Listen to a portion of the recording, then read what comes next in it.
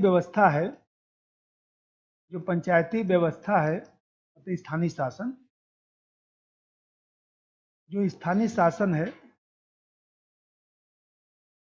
स्थानीय शासन वर्तमान में संविधान का अंग है, संविधान का अंग है। हम कहते 73वां संविधान संशोधन द्वारा जुड़ गया तो संविधान का अंग बन गया ना। आप देख रहे हैं कि जिस तरह से भाई संविधान क्या होता है, पहले दिन बताया था कि संविधान जो है एक तरफ व्यक्ति नागरिक है, दूसरी तरफ राज्य सरकार है। तो व्यक्ति नागरिक और राज्य सरकार के मध्य जो संबंध है, उसी संबंध का जो प्रलेख है उसे संविधान कहते हैं। जितने भी संबंध लिखे गए हैं, व्यक्ति राज्य का संबंध, व्यक्ति सरकार का संबंध, नागरिक जो है सरकार का संबंध, विधायिका कार्यपालिका का संबंध, कार्यपालिका न्यायपालिका का संबंध, जितना भी संबंध सब लिखा जाता है उसी संबंधों का जो प्रलेख है वो संविधान है। इसका मतलब कि जो पंचायती व्यवस्था, जो स्थानीय शासन जब संविधान का अंग है तो यह भी क्या करता है, यह भी जो है व्यक्ति और राज्य के संबंध को बताता है। यह भी व्यक्ति और राज्य के संबंध को बताएगा।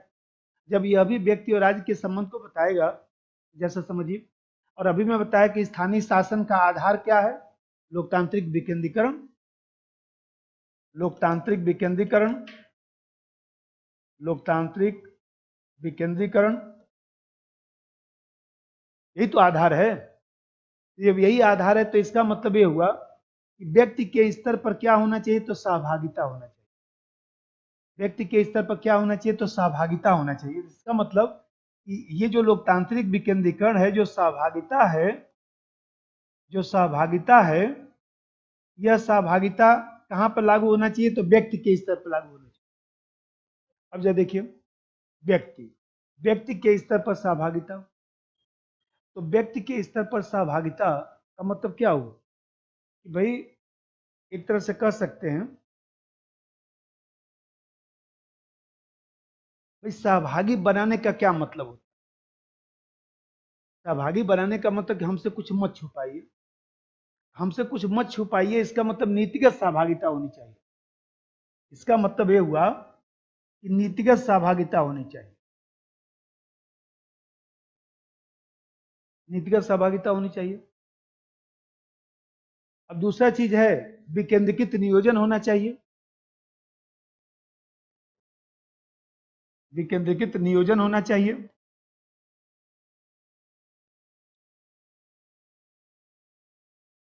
अब इसको समझ लीजिए थोड़ा सा।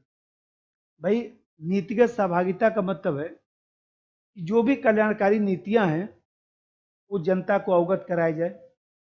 देखिए, हम आपको टीका लगवाएंगे, फ्री में लगवा देंगे, कोई दिक्कत नहीं है, लेकिन हम दूसरे माध्यम से आपसे वसूलेंगे बाद में। तेल का दाम हम 100 रुपया करेंगे, घबराइएगा मत। पहले बता दीजिए कि टीका हम लगा रहे हैं तो कोई ऐसा तो नहीं कि कोई पार्टी वाला अपने फंड से टीका लगवा दिया है, हम ही लोग के पैसे से टीका लगाया गया।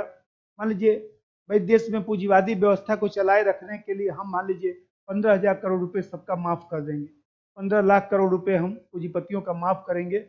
ये बर्डन जनता के ऊपर ही आएगा।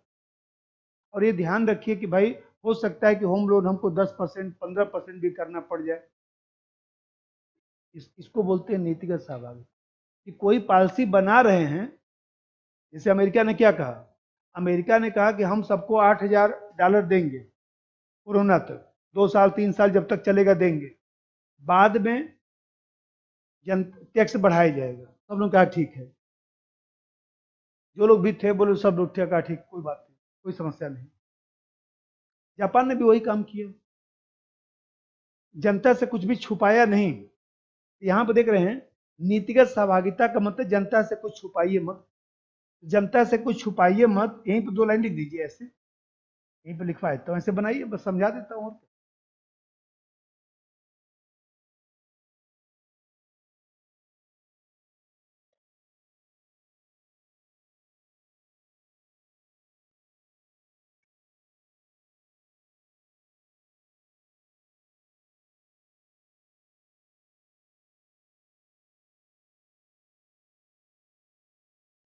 वो कथन कारण में इसका क्वेश्चन आता है ना, तो कथन कारण में जो प्रश्न आता है तो आपको क्या करना चाहिए कि थोड़ा सा एक समझ बनाना है। समझ नहीं बनाएंगे तो कुछ खतरनाक लिख देगा। या पूछेगा कि पंचायती व्यवस्था में से निम्न में से कौन सी बातें असत्य हैं, और लिखेगा नीतिगत सहभागिता, आप समझ नहीं पा रहे हैं, विकेंद्रीकृत नियोजन आप समझ नहीं पा रहे हैं, लिख क्या रहा है। अब यहीं पे 2 लाइन लिख दीजिए नीतिगत सहभागिता के नीचे, जनता को कल्याणकारी नीतियों से परिचित कराना, जनता को कल्याणकारी नीतियों से परिचित कराना,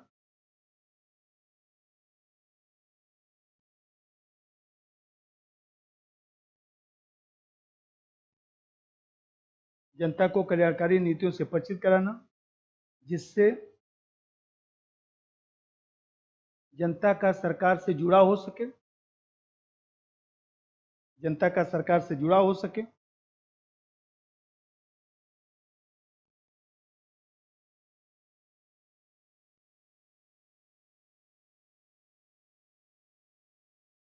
अब जरा देखिए, देखिए एक टर्म होता है पॉलिटिकल ओब्लिगेशन, राजनीतिक उत्तरदायित्व।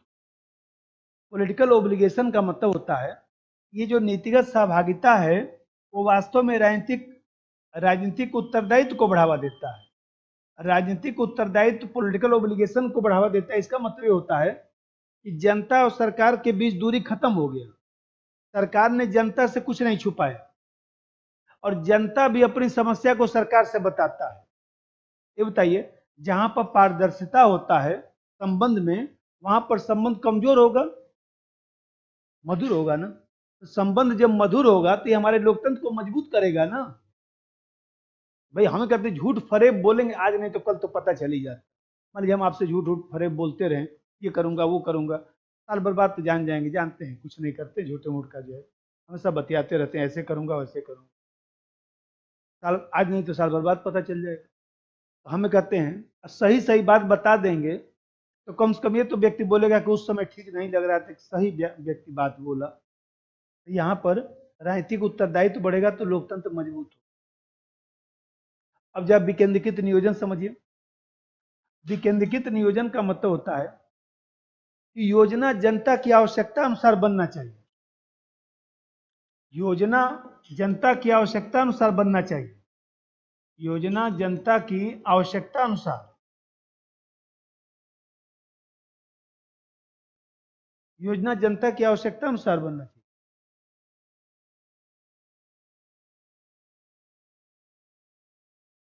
अब योजना जब जनता की आवश्यकता के अनुसार बनाएंगे, ये बताइए नीति निर्माण और नीति क्रियान्वयन के बीच दूरी क्या हो जाएगी, कम हो जाएगी। क्योंकि जनता जो है, जनता का हित जुड़ा हुआ है, तो जनता जो है खुद ही ऑफिस में जा जाकर अधिकारी से बोलेगी। सड़क कब बनेगा? मान लीजिए हम टेस्ट लेते हैं, आप लोग खुद ही बोलते हैं कापी नहीं मिला, बोलना शुरू कर दिए ना, खुद भी देख लीजिए कापी नहीं मिला, सब चेक होके हमारा गलत चेक कर दिए कि जगह बी खींच दिए हैं। तो मान लीजिए यही तो मैं चाह रहा था कि आपको चेतना आ जाए। तो यहाँ पर जनता जब योजना जनता की आवश्यकता अनुसार बनेगा तो ये सोचिए कि जनता खुद ही सक्रिय हो जाती है। अब किसी दिन टेस्ट नहीं होगा तो आप बोलेंगे ना कि बोले थे रोज लेने के लिए, आज गैप मार दिए, इतना पढ़ के आया था।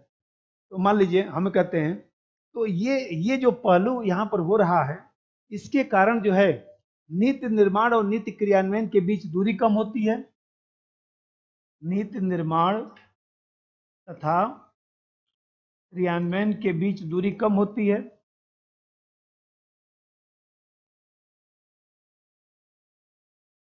नीति निर्माण तथा क्रियान्वयन के बीच दूरी कम,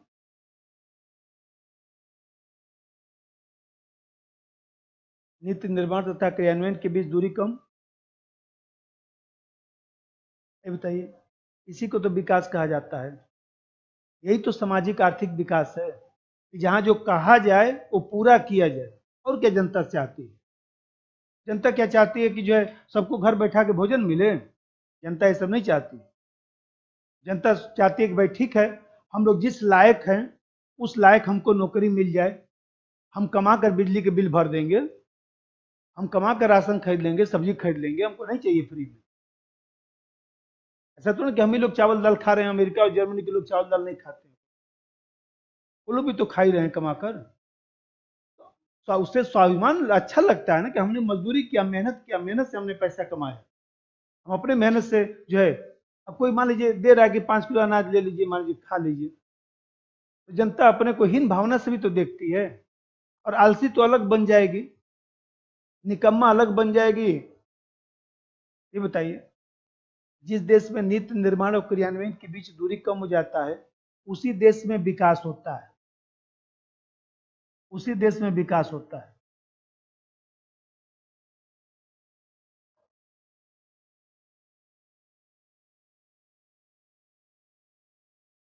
ये बताइए, ये नीतिगत सहभागिता और विकेंद्रीकृत नियोजन दोनों मिलाएंगे तो यही तो समग्र लोकतंत्र है, यही तो समग्र लोकतंत्र हमारा है, समग्र लोकतंत्र। इसका मतलब कि पंचायती जो व्यवस्था है, यह पंचायती व्यवस्था समग्र लोकतंत्र को बढ़ावा देता है, समग्र लोकतंत्र को बढ़ावा देता है।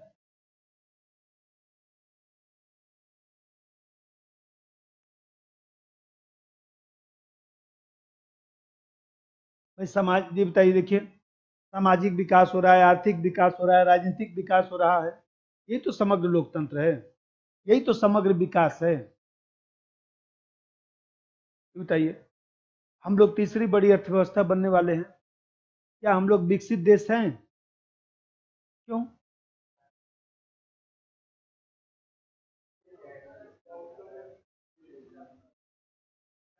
ये जो समझा रहा हूं, सिर्फ पैसा कमा लेने से आपका समग्र विकास नहीं हो सकता।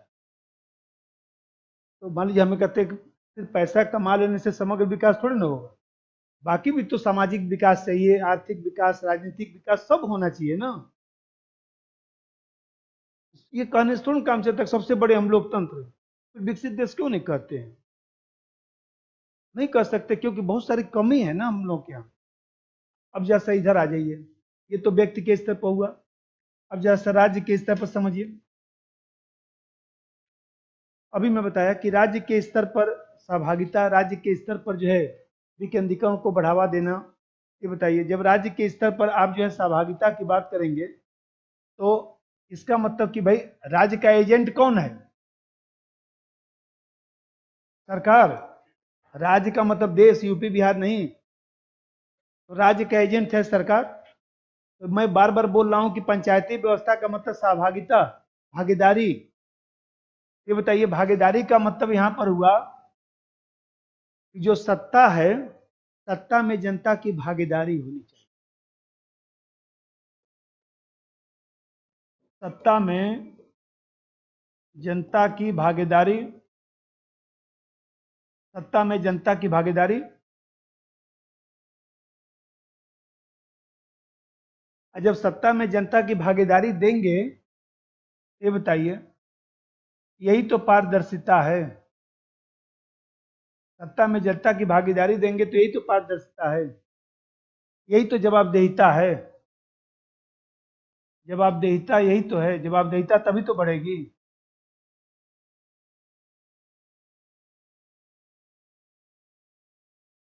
जब भागीदार बनाते हैं, तभी तो जनता की रचनात्मक प्रवृत्ति का विकास होगा।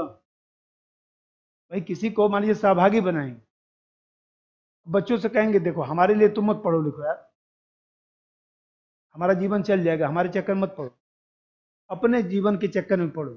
हम 10-15 साल बाद निकल लेंगे, उसके बाद तुम्हारी क्या स्थिति होगी। जब तक हूं तब तक तो कोई दिक्कत नहीं है, उसके बाद सोचना क्या होगा। इसलिए अपने जीवन को खुशहाल चलाने के लिए पढ़ना है। ये बताइए, कितना आ गया तो 50% सिलेक्शन तो ऐसे ही हो गया। रोज सुबह जगाने से तो लफड़ा खत्म होगा ना।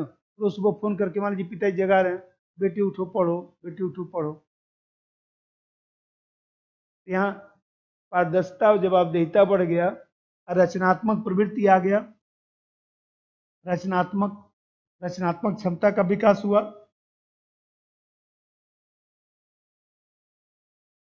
रचनात्मक क्षमता बढ़ गया।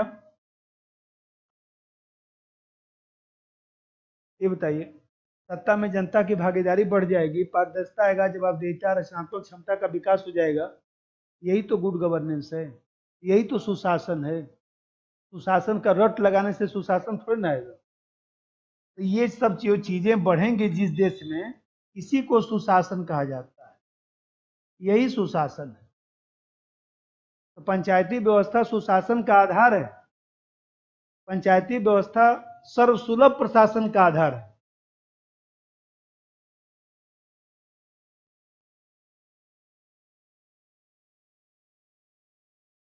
अब जैसे समझिए, अभी मैं बता रहा था कि जैसे सत्ता में जनता की भागीदारी बढ़ेगी, हमें बताया कि विकेंद्रीकरण को बढ़ावा देंगे। इसका मतलब कि जो केंद्र और राज्य सरकार का जो कार्य का बोझ है उसको आप कम कर रहे हैं। आप भाई हमें कहते हैं कि विकेंद्रीकरण को बढ़ावा दे रहे हैं, तो विकेंद्रीकरण को बढ़ावा देने से केंद्र राज्य का कार्यभार कम होगा। केंद्र राज्य का कार्यभार कम होगा।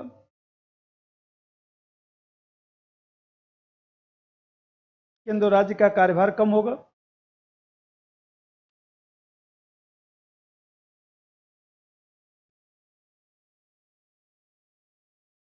अब जैसे समझिए, वही बताइए, विकेंद्रीकरण को बढ़ावा दे रहे हैं। अभी मैं बता रहा था कि जनता को धीरे धीरे प्रशिक्षण दिया जाए, जनता को कार्यभार सौंपा जाए, वो लोग खुद ही अपना पानी वानी बना लें, पानी वानी पी लें। क्या जरूरत है? हम कहते हैं कि गांव में एक टंकी लग जाएगा, उसी से सबके घर पे पानी चला जाएगा, व्यवस्था बन जाएगा। गांव में आरओ मशीन बड़ा सा लग जाएगा, मान लीजिए, ठीक, मशीन लग जाएगा, टोकन वाला 1 रुपया का 1 लीटर पानी निकाल लीजिए, 2 लीटर पानी निकाल लीजिए। तो जब मान लीजिए आप विकेंद्रीकरण को बढ़ावा देंगे, तो केंद्र और राज्य का कार्यभार कम हो जाएगा। स्थानीय जनता जो है स्थानीय समस्या का निदान करना शुरू कर देगी। जब स्थानीय समस्या का समाधान जब स्थानीय स्तर पर होना शुरू हो जाता है, तो बहुत सारी समस्याओं का समाधान हो जाता है। हमें कहते हैं कि यहाँ पर स्थानीय समस्या का समाधान स्थानीय स्तर पर होगा। इसी के नीचे लिख दीजिएगा, स्थानीय समस्या का समाधान स्थानीय स्तर पर होता है। स्थानीय समस्या का समाधान स्थानीय स्तर पर होता है।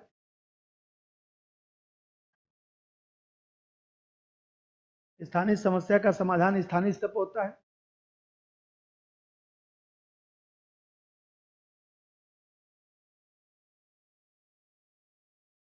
जब ये बताइए, स्थानीय समस्या का समाधान जब स्थानीय स्तर पर होना शुरू हो जाएगा, तो नगरीकरण की समस्या क्या होगा? कम। नगरीकरण की समस्या कम हो जाएगी। ये बताइए, जब स्थानीय स्तर पर अच्छा पानी मिल रहा है, बिजली है, तो कौन जाएगा नगर में? भाई हमें कहते हैं नेहरू विहार, गांधी विहार में रहना मजबूरी है ना। ऐसा तो बहुत अच्छा लगता है वो गलिया में। मान लीजिए बरसात होता है, और जब गली एकदम देखिए बजबजा जाता है, तो बहुत अच्छा लगता है ना। उसी में पैर रख के ऐसे ऐसे जो चल रहे हैं, अच्छा लगता है। अभी बरसात में देखिएगा, मजबूरी है ना। यदि मान लीजिए अच्छा कॉलेज, अच्छे विश्वविद्यालय, यदि मान लीजिए हम कहते हैं एम्स में, एम्स पटना खुला हुआ है, तब पटना के लोग जो है यहाँ एम्स में ज्यादा थोड़ी ना आते हैं। नहीं, पटना में एम्स है, दरभंगा में बन रहा है, बन रहा है। पटना में एम्स है। तो मैं ऐसे गया था अभी पटना, तो फिर मैं एम्स गया था। एक दो लोग हमारे मित्र हैं तो वहाँ पर हैं, तो पटना एम्स में वो लोग ज्वाइन किए हैं। तो दिल्ली में पहले थे, तो उनको उसमें हो गया तो वहीं ज्वाइन किए थे, तो चला गया 1-2 दिन घूमने। बढ़िया, बहुत बढ़िया साफ सुथरा बना हुआ है। और देखिए पटना एम्स के बगल में ही जो है, तो एक नया रेलवे स्टेशन बना दिया गया है, जो कोई नहीं पूछता था। कौन सा उसका नाम, पाटलिपुत्र। पाटलिपुत्र रेलवे स्टेशन उसी के बगल में बना दिया गया है, लोगों को आने जाने में कोई दिक्कत ना हो। सब राजधानी वहां पर जो है, बहुत सारी राजधानियों को वहां पर रोका जाता है इस समय, वहीं से बल्कि राजधानी चलती भी है बहुत सारी। तो हमें कहते हैं बढ़िया स्टेशन बनाया गया है, एकदम 3 स्टार टाइप स्टेशन है। आप देख रहे हैं, ये यदि मान लीजिए स्थानीय समस्या का समाधान स्थानीय स्तर पर होगा, लोग दूसरे शहरों में नहीं जाएंगे, डेंसिटी नहीं बढ़ेगा, नगरीकरण की समस्या का समाधान होगा, फिर पोल्यूशन भी कम हो जाएगा। जब आकर मान लीजिए यहीं पर 5 लाख लोग मुखर्जी में रहेंगे, सड़क पर कूदेंगे शाम को, तो भी बताइए कि यहाँ पे तो पोल्यूशन होगा ही, तो पोल्यूशन की समस्या का समाधान हो जाएगा। अच्छा भी बताइए, अभी मैं बताया कि जब लोगों में चेतना आ जाएगा तो फिर आपको सिखाना नहीं पड़ेगा, लोग अपने कार्य को करा लेंगे, और इस तरह से जो गरीबी है, बेरोजगारी है, तमाम जो समस्या है, उसका भी समाधान होगा। अच्छे मान लीजिए, देखिए ग्रामीण स्तर पर देखिए, लोग जो है अच्छा से सब्जी उब्जी का उत्पादन करते हैं, अपना ले आकर बेचते हैं, बढ़िया खुशहाल, कोई दिक्कत थोड़ी ना है। पंजाब में मैं देखता हूँ, मैं जाता रहता हूँ, चाहे हरियाणा जाता रहता हूँ, बहुत सारे गांव हैं, वो खुशहाल हैं, कोई दिक्कत थोड़ी ना है। हम लोग क्या थोड़ा सा ट्रेडिशनल दूसरा चलता है, लोकल राजनीति लोग ज्यादा करते हैं, अपने काम पर ज्यादा ध्यान नहीं देते। अब जैसे मैं बताऊं, मैं ऐसे जो है अपने यहाँ अभी शुरू करवाया 2 साल पहले, वो जो है, वो क्या बोलते हैं, मशरूम। तो उसमें जो है 4-5 बीघा जो वो प्लाट था, तो उसमें मैंने चारों तरफ से गड़वा के मशरूम का सब शुरू करवा दिया। ठीक, आमदनी भी हुआ है, 4-5 लाख रुपए का मशरूम हमने बेच भी दिया। हाँ, लखनऊ जाता है। अब उसको मैं रजिस्ट्रेशन करवा रहा हूँ, एक्सपोर्ट भी होगा। हमें कहते हैं, मान लीजिए कि अब गांव के लोग उसी में परेशान हो गए कि देख रहे हैं ना क्या कौन सा खेती करवा रहे हैं। हम बोले आप लोग अपना खेती करिए, हमको अपने हिसाब से करने दीजिए, क्यों परेशान चल। तो मान लीजिए हमें कहते हैं कि यहाँ पर व्यक्ति जो है, जब विकेंद्रीकरण को बढ़ावा मिलेगा, स्थानीय समस्या का समाधान स्थानीय स्तर पर होगा, अच्छा से सड़क वड़क बन जाएगा, तो फिर बहुत सारी समस्या का समाधान होगा। उसी के नीचे लिख दीजिएगा कि पर्यावरण नगरीकरण पर्यावरण जैसी समस्याओं का समाधान होगा।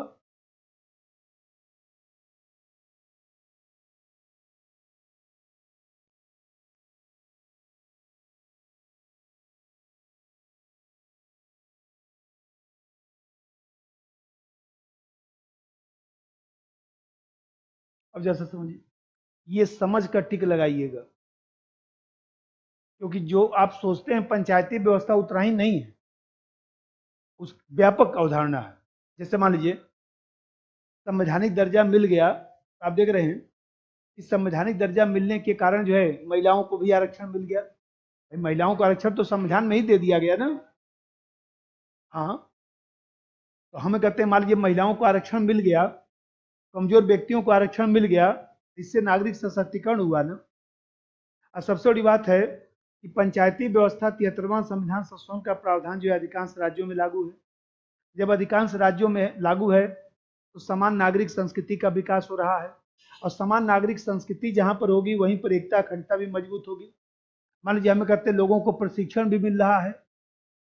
भाई बताइए कि प्रधान जी है, 20 लाख रुपया आया, 50 लाख रुपया आया खर्चा करने के लिए साल भर में, तो प्रधान जी जो है उस 50 लाख रुपया में से 20 लाख तो अपने पास रख लेते हैं, 10 लाख बट भी जाता है, अब बचा 20 लाख, उसमें से कुछ ठेकेदार रखेगा, कुछ इधर उधर बटेगा, सदस्य लोग लेंगे, 5 लाख रुपया खर्चा भी होगा। हमें कहते हैं ऐसा थोड़ी ना कि जो है जो अधिकारी जांच कर रहा है उसको नहीं पता है कि आप कर क्या रहे हैं, वो सब जानता है। बस ये उसको ये पता है कि चलो कब से कुछ नहीं तो प्रधान जी अपना चुनाव का पैसा निकाल लिए, मान लीजिए बाकी लोग भी हो गए, थोड़ा बहुत इधर उधर सबको मिल गया, फिर मान लीजिए 5 लाख का सड़क भी बन गया, कुछ नहीं तो गांव के लोगों को कुछ प्रशिक्षण भी मिला। वो सब जानता है, ऐसा नहीं कि जो है गांव के लोग जाते हैं बताते हैं कि नहीं साहब ऐसे नहीं, तो सब पता है, ज्यादा बहस मत करिए। आप देख रहे हैं कि कुछ तो हुआ ना, कुछ तो हुआ ना। अब केंद्र से मान लीजिए पैसा 50 लाख रुपया जाता, तो गांव में 1 लाख रुपया भी नहीं पहुंचता, तो उससे अच्छा है कि वहीं भेजकर वहीं खर्चा कर दिया गया। अरे प्रधान जी मान लीजिए मकान उकान बनाएंगे, कुछ लोगों को रोजगार मिलेगा, ट्रैक्टर वैक्टर खरीदेंगे, मान लीजिए गांव में ट्रैक्टर वैक्टर से खेत जोताएगा, कुछ नहीं होगा तो मान लीजिए 2-4 दुकान खोलेंगे तो लोग काम वाम करेंगे, कुछ तो हुआ ना। ये बताइए, गांव में मान लीजिए 10 परिवार है, अच्छा परिवार है, कभी ये प्रधान बने, कभी ये प्रधान बने, कभी ये प्रधान बने, तो 100 साल में पूरे गांव का विकास वैसे ही हो जाएगा। होता यही है, जो प्रधान महाचोर है, फिर दोबारा उसको प्रधान लोग नहीं बनाते। जब नहीं बनाते तो दूसरा बन जाता है, अपना विकास कर लिया, फिर तीसरा बन गए, फिर चौथा बन गए। 100 साल 150 साल में वैसे ही सबका विकास हो जाएगा, क्योंकि सब लोग बन जाएंगे धीरे धीरे। तो हम करते हैं, वो तो समस्या है ना। तो मान लीजिए यहाँ पर एक समान संस्कृति आया, कुछ मान लीजिए कुछ प्रशिक्षण भी मिला लोगों को। अभी मैं बताया कि राजनीतिक लोकतांत्रिक मूल्यों को भी लोग समझने लगे, और इस तरह से देखा जाए तो कुछ लोकतांत्रिक सुधार भी हुआ। और सबसे बड़ी बात यह है कि जो प्रत्यक्ष लोकतंत्र है, उस प्रत्यक्ष लोकतंत्र को बढ़ावा मिलता है ना। गांव में मान लीजिए चुनाव हो रहा है, मान लीजिए बजट पास हो रहा है, लोग आपस में बैठ के चर्चा कर रहे हैं, हिसाब किताब पर चर्चा कर रहे हैं, सोशल ऑडिटिंग की व्यवस्था है। ये सब एक प्रकार से देखा जाए तो ट्रेनिंग चल रहा है, तो ट्रेनिंग की भी व्यवस्था हो गया।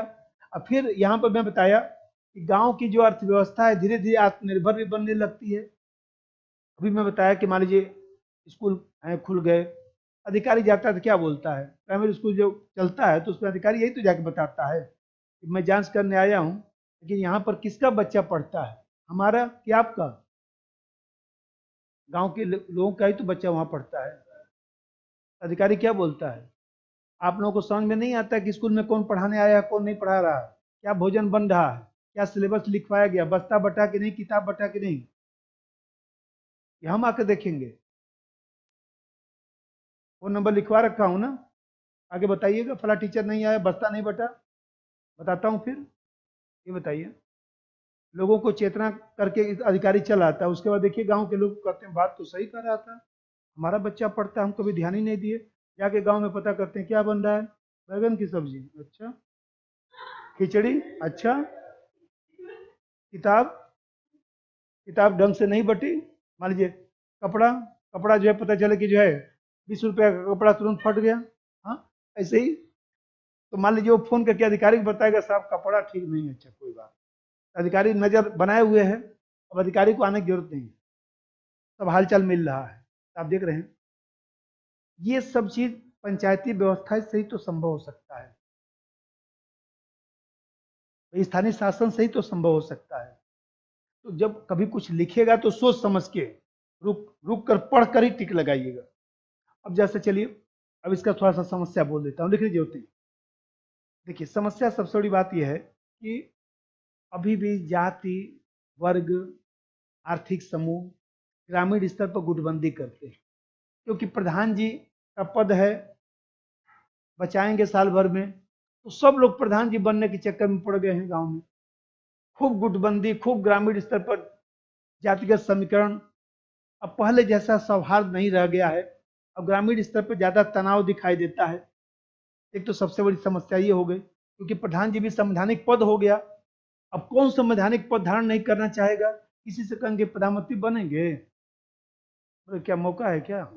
तो मान लीजिए हमें कहते हैं कि अब यहाँ पर प्रधान जी बनेंगे, तो यही सब समस्या आ गया कि सब लोग उसी लालच में जो है सब अपना कर रहे हैं। और दूसरा यहाँ पर जो समस्या है